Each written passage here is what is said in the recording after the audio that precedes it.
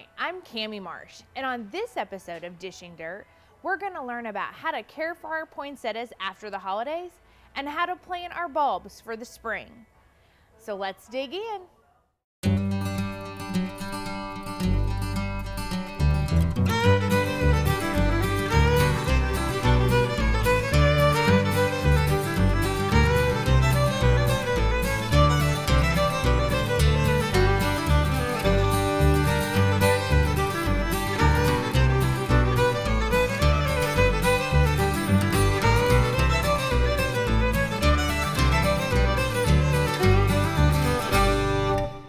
So how do we take care of our poinsettias?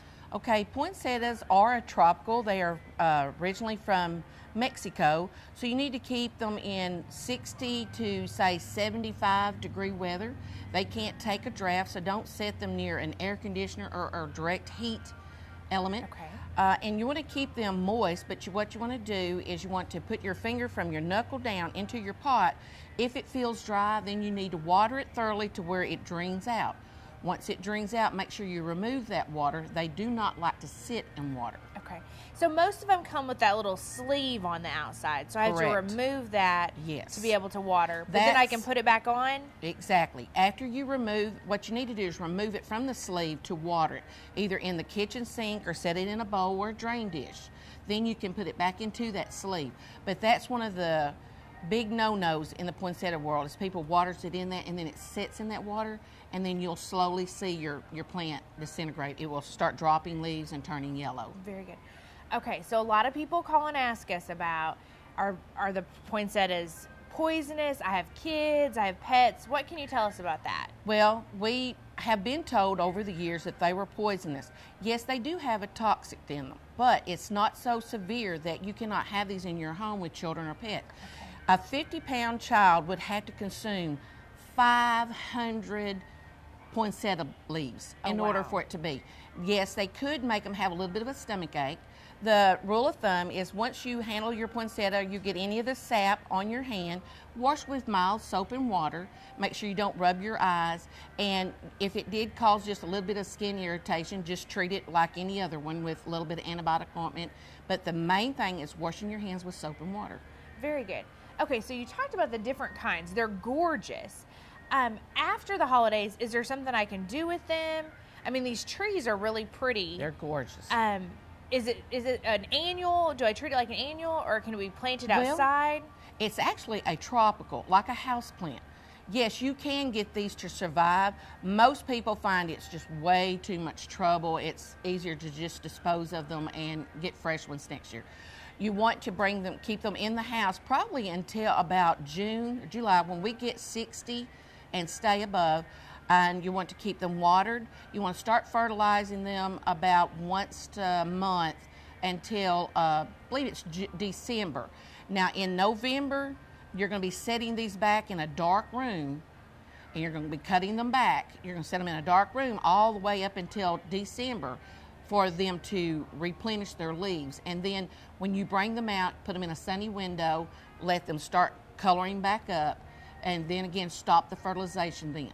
It's kind of like a mum almost, if you think about it. Very good. So, well, lots of different colors, new colors this year. Curly leaves trees. Yes. We've talked about a lot of different varieties of poinsettias, but how do we use them to decorate within our house? What are ways we can do that? We have many ways of decorating, and we are not afraid to show you. Call us. We'll be glad to help you with them. We use the hanging basket poinsettia. If you'll get that for me, Cammie, right back there, the big red one. This is the hanging basket. It doesn't have to be hung. You can take and remove the hanger from here, use a large wreath, either fresh or silk, set it in the center of it. You can dress it with ornaments and ribbons and create a very beautiful table arrangement.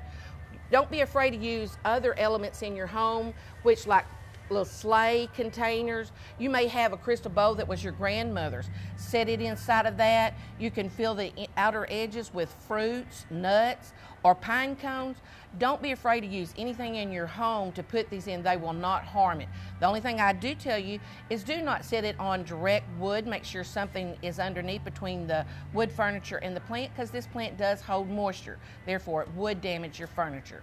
But don't be afraid, again, to use the poinsettias at Christmas time. They're a beautiful accent to your home. Well, thank you so much, Becky. Thank you, Cammie. You know, Jim, at Conway Corporation, we've been doing Conway High School basketball for 13 years, and I know you and I get pretty fired up. We do. And after all these years, the 1005 team seems just like family. How hard could this be?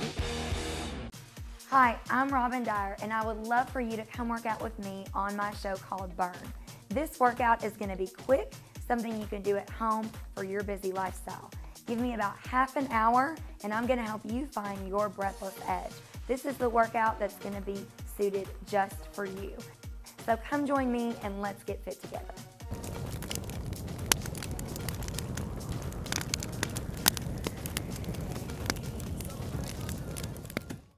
Today we're here with Miss Joanne Crane, and we're excited to learn about planting bulbs. So, can you tell us about some of the tools that we need to plant our bulbs? You can plant a bulb with anything, but it's nice to have a piece of equipment that will let you know how deep your hole is. So I would recommend something like this that has the inches marked on it. Very nice. That way you know you're not digging your hole too deep or too shallow. Okay. And this is good too. It's a handy bulb digger that will take a big chunk of the ground out the right width. Oh, so either one of those are fantastic. helpful, but a shovel will work. Okay, so what's the best time of year to plant our bulbs? In Arkansas, you need to wait at least till the end of October, 1st of November, because the ground has got to be cool. Ideally, you do it before the first frost, but I've been reading, and you can still plant them now, but you don't need to plant them while the ground is frozen, because they'll rot. They can't be planted wet in a frozen ground. The water won't disperse. Okay, but we can plant them in containers. You can. Okay. You can plant them in containers anytime you want to, any time of year. Okay. And now's a good time. You would plant them just like you were planting them in the ground, but you keep them in a cool spot, maybe the garage. You don't want them to freeze. If you do put them on a patio and you have an outdoor container, be sure you insulate them well with dirt on all sides of the bulb, because they will freeze in the container easier than in the ground. Okay, so how do we pick out what kind of bulbs? I mean, how do you know if you have a good bulb? Okay. Well, first you pick out a kind of bulb that fits your purposes. Like, I love daffodils because the daffodils will naturalize. And each year, you know, they'll multiply, and they look really beautiful in early spring before the leaves are on the trees. Okay. But basically, even though there's 16,000 kinds of daffodils, they're basically yellow and white with some oranges. If you want a lot of color, you're going to need to go with something like tulips. Okay. But tulips are going to need more care. They're not going to naturalize and, you know, be in the ground for years to come like daffodils will. So when you say naturalize, tell us kind of a little bit about what that means. Well, you know, you've been going down a road sometime and you'll see a little spot of daffodils out in the woods, which meant maybe 50, 60 years ago a homesteader planted them there. That means they will adapt to their environment and grow for years and years. And when that bulb dies, its descendants will take over the area. So it just grows and grows. So if I plant a small area, in a couple years it could be bigger than it was. Yes. Fantastic. You'll probably need to thin them out eventually. They can get crowded when they're naturalized, and just do that in the fall. Maybe mark the spot where the daffodils were. And in fact, I've even done this in the summer when I can still see the foliage, and just thin them out a little bit. That's important to know, because there won't be any foliage there when I'm needing to transplant them. No, you don't want to just dig randomly in the ground looking for a bulb. No. So when we're planting in a container, we're going to show them how to do that. But how do I prepare the ground outside? I mean, in the container, it's going to be really soft and fluffy. Yeah. How do I do that outside? In a container, too, you might want to put rocks or something in the bottom. One of the old wives' tales, which is very true, is that bulbs don't like wet feet. Okay. So even in a container, you have to use a loose soil, like you said. Don't use topsoil. Use a potting soil that won't pack. And outdoors, you need to dig the area larger than the bulb, and especially below the bulb a little bit, and loosen the dirt. Maybe put a little bit of compost at the bottom. Okay. They used to say to put like bone meal or blood meal in the bottom, but now I've read several places not to do that because it could burn the bulb, plus it attracts animals. So they say just put a little bit of compost in the bottom, loosen the soil all the way around, put the bulb down, fill it back in, and then you can fertilize the top of it. Okay.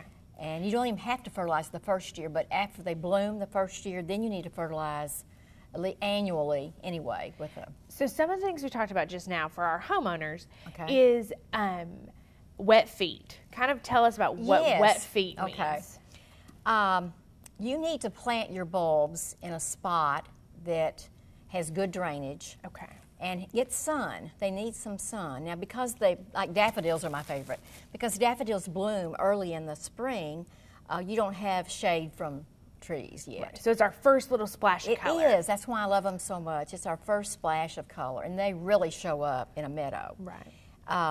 But if you have it in a low spot that holds water very long after rain, they're probably not going to do well. They need to be somewhere. If you are in a low spot, you can build up the area a little bit with a berm, or put them somewhere else. Okay.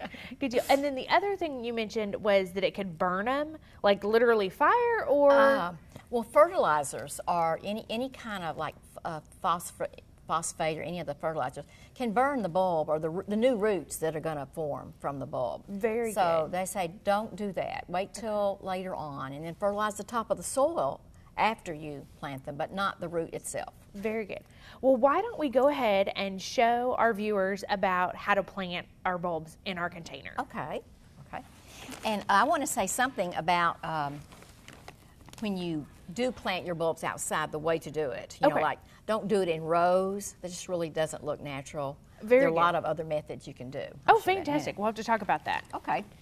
Well, you need to put some rocks in the bottom, of course. And I'm using a very good potting soil mix. You know, it's worth spending the money to get a good base for your bulbs. Okay.